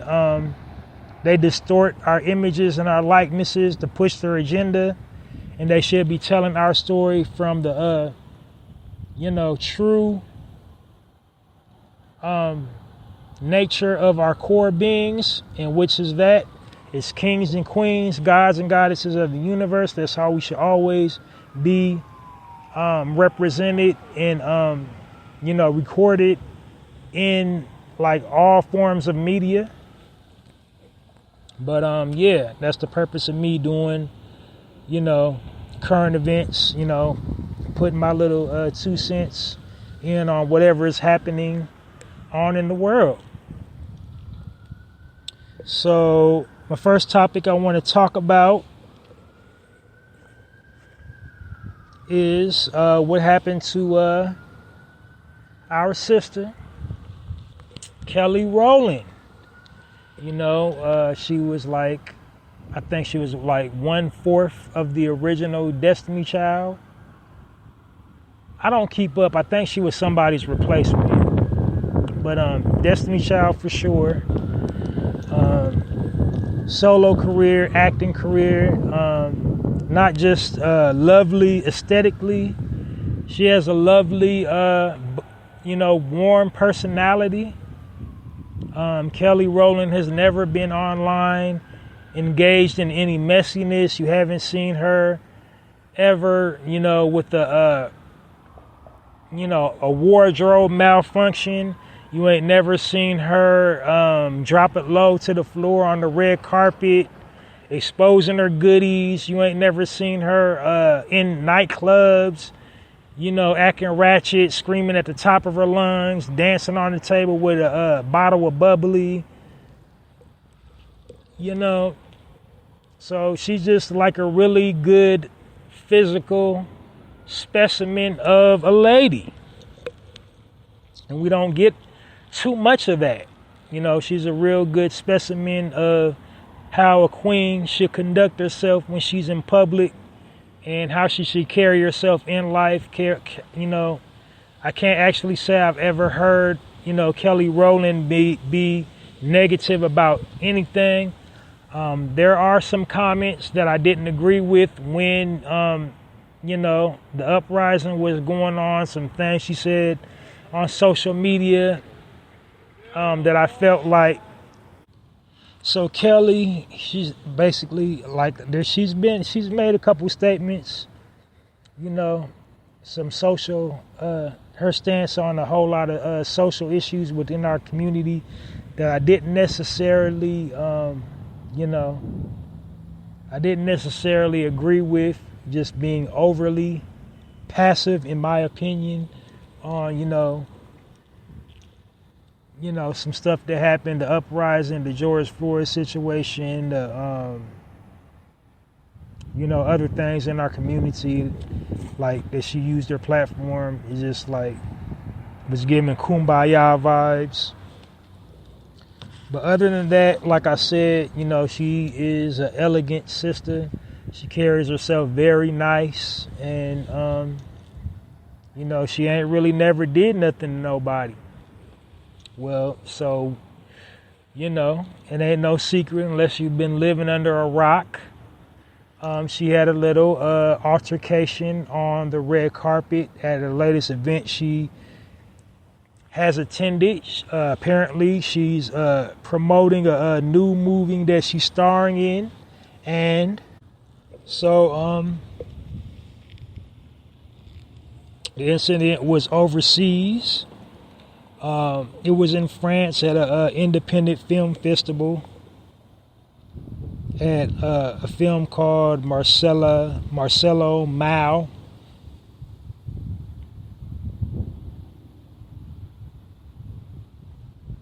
And it was a festival in some part of France, and it ain't no secret. Over in France, the original people that live in France will tell you, they don't like us over there. So what happened is they was being, the people on the red carpet, the security guards that was being overly aggressive. She was, giving the paparazzi over there. She was being friendly to them like she does in the States. Giving them the opportunity to ask questions and, posing for pictures. And like, basically, like if you know about red carpeted events, it's like about 3 or 4 laps before you get to the venue. So at the first leg of the lap before, she got up to the venue, the screening, she was like tapped lightly on the shoulder, the basically security telling her to kind of wrap it up. She's obstructing other people trying to get into the theater, because they don't know who she is. And for the ones that do know who she is, they don't respect who she is, because a whole lot of people, everybody got the internet. It's not hard to Google something like, who's that? So I'm very familiar, all the records Destiny Child broke, they know who Kelly Rowland is. So she gets to the second leg of the venue, like right before it gets to, the second stretch of it. They tap her again. And then she shrugs it off. And then on the third one, that Houston, Texas came up out of her. She had enough. By the time the third security guard tapped her on the shoulder to tell her to wrap it up. You know, she gave her what for. She put her in her place like, hey, you ain't gonna, like, that's it. That's enough. Like, bull, you know what I mean? You know, she went up. She was all the way up on that third one, as she should be. So the Kelly Rowland situation kind of plays into my overall underlying theme of the Narrative Podcast, which is to, you know, kind of control our images and our likenesses to promote positivity. And, you know, we got an inside glimpse of how the media has defiled our images and our likenesses to the whole entire world. Like, people even off U.S. soil treat us like dirt. We're the only group of people treated like dirt everywhere we go. Everywhere we go, we get treated like dirt. And it doesn't matter who you are. You see, it didn't matter that it was Kelly Rowland. So, you know, just think of all our OG entertainers that had to go through that. Like Miss Diana Ross had to go through that. Patti LaBelle had to go through that in her early days. R.I.P. Tina Turner, she had to go through that. You know, any Motown diva back in the day, they had to go through that when they would travel overseas. Going even further than Motown, Miss Lena Horne, she had to go through that. The same thing Kelly had to go through.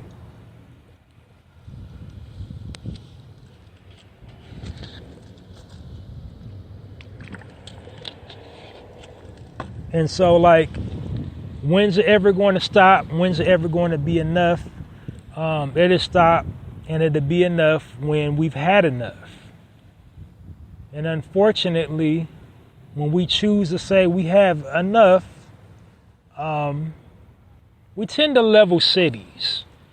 We tend to level cities when we've had an absolute enough of the bullcrap. But Kelly, she kept it, you know, she kept it classy for the most part. So it was a bit of a language barrier that also played a role, because like a whole lot of them, they spoke only French and no English. You know, but for the most part, they knew what they was doing, because like France is like one of the most racist places in the world in regards to our people. Just ask the people, the original people that live in France, how they do then.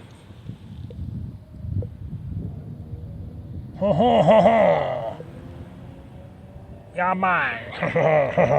That's a bad French accent, but you know what I'm trying to say. Americans, do not come over here. They on that bullshit. Our sister Grace Jones, it was you know, she played a French-speaking sister in Boomerang, but she was going overseas.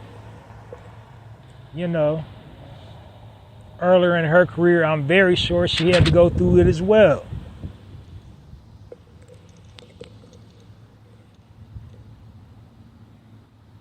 So it's tragic.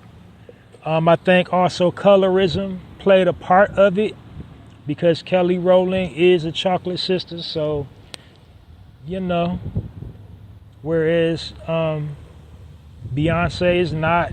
Like, in Beyonce, her flesh tone seems to be getting lighter and lighter all through this whole country western music transformation.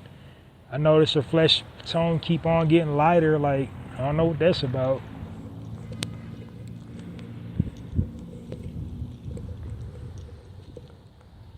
But yeah, so it's not a shock. We know what it is. Kelly Rowland, she knew what it is, and she was very and she spoke on it very eloquently. She said, hey, they was treating me different. I noticed they wasn't treating other people that didn't look like me the way that they was treating me. And it was intentional.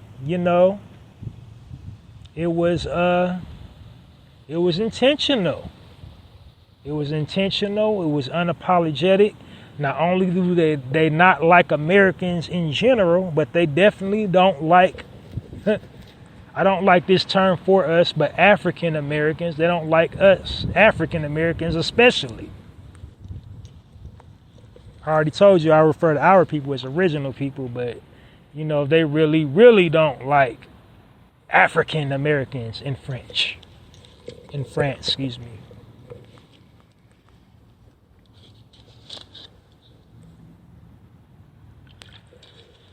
So we know what it is. So what's the move? How do we stop it? We're going to have to unify with our brothers and sisters in these, different countries. They're going to have to set up a summit. They're going to have to get some ownership and get venues exclusively for them. And basically, longer story short, we got to quit dealing with them damn folks, man. That's just what it is. I know ideally we should all be able to sit down at the table of brotherhood and kumbaya and all that, but man, you can't be in the places where you're not celebrated. You can't break bread with somebody trying to stab the knife that you cut the bread with in your back. So yeah.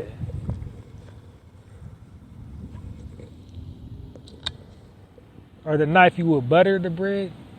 Because if you break... Anyway, you know what I'm trying to say. Yeah, so we gotta just... You know what I mean? We just gotta network with ourselves. We gotta reach out to the black people over there in France, Germany, or all them other places, all them European places where there's high concentrations of our people. We gotta reach out to our people. We got to get unity and just not even try to get solace in them other places. They're just, you know what I mean? It is what it is. It's sad it's like that, but it's like that.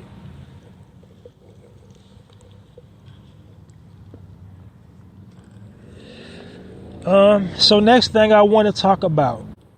So today is the 4th year of the brutal public lynching of our slain brother, George Floyd. His unaliving sparked a whole movement. It shook the foundation of the world, not just here in America. It sent shockwaves to France and other places for the first time in 60 years. Or really the first time ever. I don't think people overseas, I don't think they cared when they unalived any of our leaders here in America. I don't think, it had an impact when one of our leaders or somebody from really important or somebody from our community got unalived by the police. It was a global first. And so today is a kind of reflection on that. I'm wondering, what do we learn as a people, as our people, original people? What have we learned from this? How have we progressed from this? What safety measures are we as a community putting in place to see that doesn't happen again? Because on the other end of the spectrum, outside of our culture, they definitely got some in a bad way, something that it won't happen like that ever again. They're kind of waiting for it to happen all over again. The National Guard to be on us so quick. Like, you know, if it ever happens again, something like that ever happens again, you know, it's going to be a big line in the sand. It ain't going to be no fence straddling. Ain't going to be no kumbaya. You're going to have to pick a side. And, you know, their side is ready. That's what I said, all that to say that their side is ready. If, you know, what happened to George Floyd ever happens again, are we ready on our side? If it ever happens again, like, what did we learn from that? How do we progress? Like, what progress have we made since it happened? The knowledge, the preparations. What are we doing to prepare ourselves if it happens again? You know, what's going on? Like, where are we going to get our food from? We got all these food deserts here in the United States, in our neighborhoods, places with large concentrations of our people. What are we going to do for food when that happens again?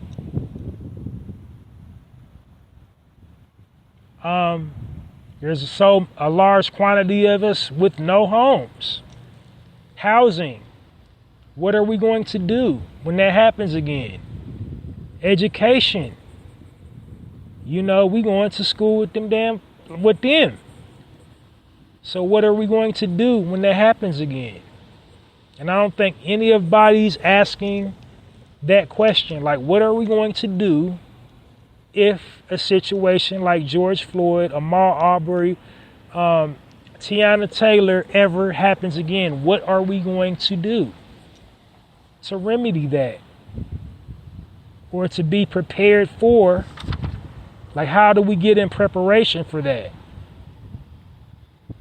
Because we still haven't really repaired our community from that.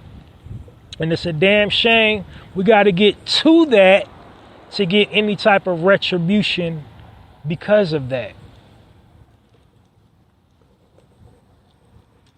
It's like they don't hear us until, you know, we get out of our body and start causing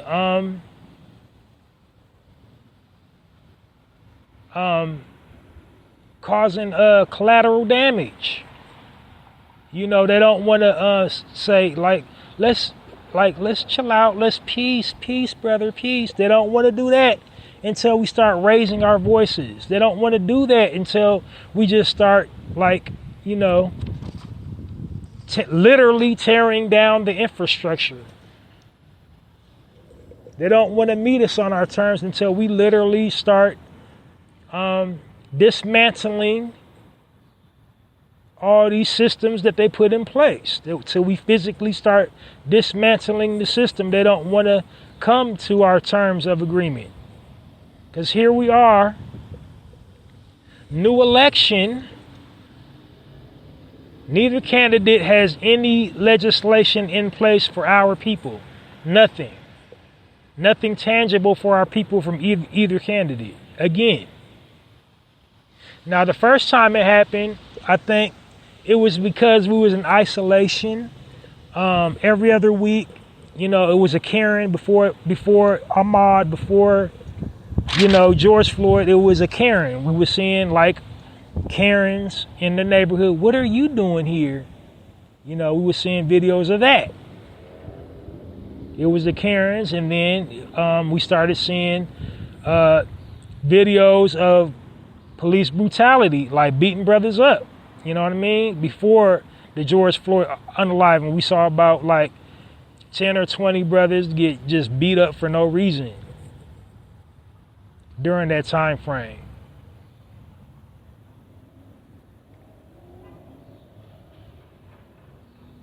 I think right before we went into lockdown, we seen a brother get beat up for I forget his name. He was just sitting on his car, sipping a damn a tea.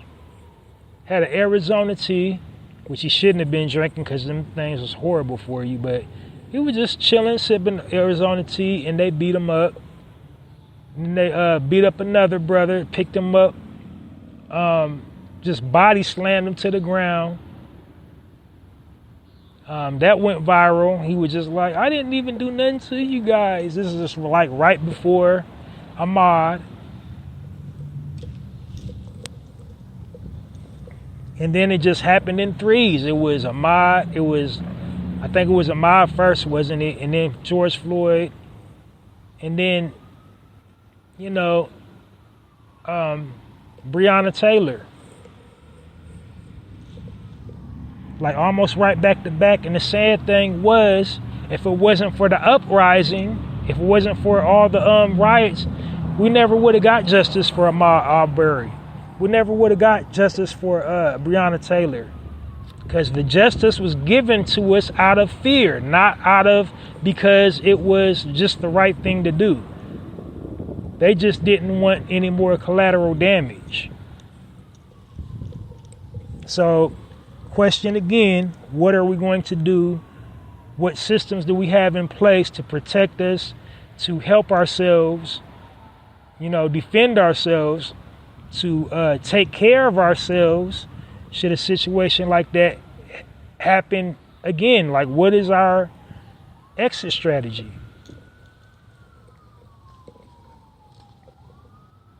So that's all I got on my speaking point today for the Narrative Podcast. And thank you all for listening. I'm on my very last section. I'm concluding this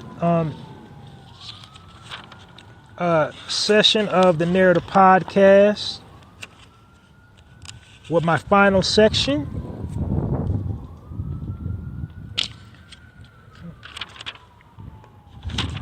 And my final section here on the Narrative Podcast is the final word of the day. I think, and I've been missing doing it for so long because I've been getting so long-winded for my last couple topics. I've been forgetting to do it completely all together. But my final word of the day. And my final word of the day is just a wise word of wisdom. Just something, to entice you to think critically. To let, a thought resonate with your consciousness and just, ponder the complexities of life. So my final word of the day is just like just basically a philosophical thought, a gem, a jewel, a nugget, whatever you want to call it. I'm actually thinking I'm probably moving forward. I'm just going to call it wise word of the day because I've been just forgetting to do it completely. Because I think Jerry Springer, he said final thought of the day, so I don't want to bite off of nobody. I might just call it wise word of the day. I might start just calling it wise word of the day. But anyway, this is the very last section of the Narrative Podcast before bringing my session to a close. This is how I end every single segment, every single weekend edition of the Narrative Podcast anyway. But yeah. So my wise word of the day is focus. Or pardon me, that was last week. Excuse me. That was some episodes ago. My wise word of the day is pressure.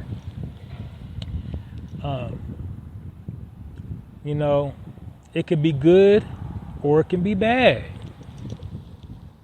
There's an old saying, that goes, pressure bursts pipes. Basically, you never know what you're capable of, positive or negative, until some pressure gets put on you. And so what are you doing in your life to prepare for pressure? I think people, we're programmed and conditioned to respond to pressure in a negative way. But that's what we're all here for. We're here to be tested. We're here to be put under pressure. Fellas, everybody complains about, relationships. You either complain that you're not in one or you don't like the one you're in. But newsflash, women are pressured. They are literally sent by the Creator to pressure us into becoming men. They're our ultimate challenge. They bring out the best of you. They bring out the worst of you. But it's how you deal with it. Do you rise to the occasion or do you crumble under the pressure of a woman? They're here to put pressure on you. That's what they're here for. I'm just talking to my brothers, like from a male perspective. Females as well. Like, I guess if there's an inverse to that, I guess we pressure for y'all. Because women, by nature, she is supposed to be nurturing and supportive and just be able to wear many hats, all while maintaining her femininity. Life is full of pressure. Everything puts pressure on you. Just the continuous cycle of life. It ain't nothing but pressure. We get pushed back and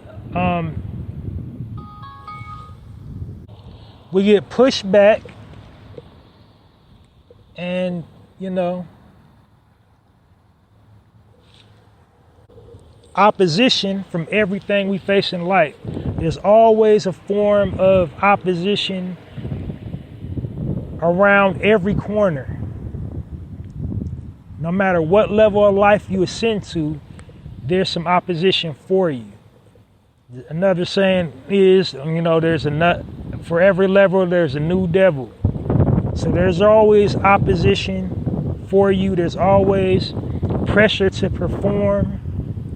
There's always pressure to succeed. You get pressure, you get afraid to fail. But no matter what, pressure is going to get put on you. And so you can, we're programmed and conditioned to be afraid of, tense situations, but, only cooler heads prevail. Like, there's many things in life that we're just simply not going to have an answer for. We're not going to know how, we're not going to have the correct response to whatever it is we're going through. We're going to succumb to some type of pressure. But the pressure isn't there to destroy you. The pressure there is to mold you. The best example of pressure is diamonds. We're all diamonds in the rough. After thousands of years, pressure gets put on coal and coal turns into diamonds. So we can turn into diamonds or we can turn into dust. The choice is ours. But don't fear pressure, be pressure. And that's my final word of the day here on the Narrative Podcast, pressure. And this episode was pressure. Well, that's it and that's all. Thank you all for listening to this weekend edition of the Narrative Podcast. Make sure you join me again this weekend for another full edition of the Narrative Podcast, wherever you get your podcast information from. And don't, fold under the pressure. All right, that's enough pressure puns. But join me again next weekend for sure for another full episode of the Narrative Podcast. And also don't forget to keep an ear out for me for my weekday editions of the Narrative Podcast. I'm doing them more frequently now. I'm trying to do 3 to 4. I've just been doing 2. I'm trying to get up to doing all 4 days of the week, 1 week. But I'm just trying to do my part to increase positivity, because we get bombarded with so much negativity during the week. So, I'm trying to ramp up my efforts to do weekly uploads of the Narrative Podcast. So like I said, the best way to catch the most recent episode of the Narrative Podcast is to follow me either on YouTube or X. I'm Halsey Allen on both platforms. And the reason you need to do that is because the platform that I broadcast on automatically uploads to YouTube and X. So I'm Halsey Allen on YouTube and I'm Halsey Allen on X. I'm actually Halsey Allen or at I Stay Good at Halsey Allen on X, but either one of those two, and you will be, you'll have the most recent upload of the Narrative Podcast. So for YouTube, subscribe to my viewer channel. I don't have an exclusive channel just for the Narrative Podcast, but if you follow my viewer channel and go into my videos, you will see every single episode of the Narrative Podcast. And, so subscribe to that, notification all, and you'll always be notified every single time a new episode of the Narrative Podcast is uploaded. And then also on X, I don't know the alert systems. I'm still not too proficient with X. I wasn't proficient with proficient with Twitter before it became X, so I don't know how the alert system works on either one of those. But yeah, follow me either on YouTube or X for the latest edition of the Narrative Podcast, wherever you get your podcast information from. And remember to download this episode and all previously recorded episodes of the Narrative Podcast. Now, the best place to download episodes from the Narrative Podcast is on X. You click the Narrative Podcast link on my X profile, and that will take you to, the Narrative Podcast, and you will see the download button. You will see a box where you can leave me a comment. You will see the little heart-shaped like button, and then you'll also see a little button where you can share it to all other different platforms. So, like, X is your best bet to download episodes for the Narrative Podcast.